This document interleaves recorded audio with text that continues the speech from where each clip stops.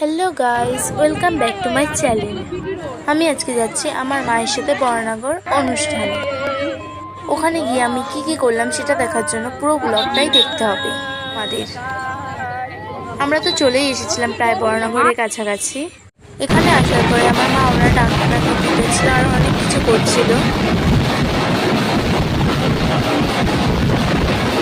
এখানে এসে আমার একটা বান্ধবীর সঙ্গে দেখা হয়ে গেছিলো, তাই আমি কিছু ফটো ক্লিক করে নিয়েছিলাম।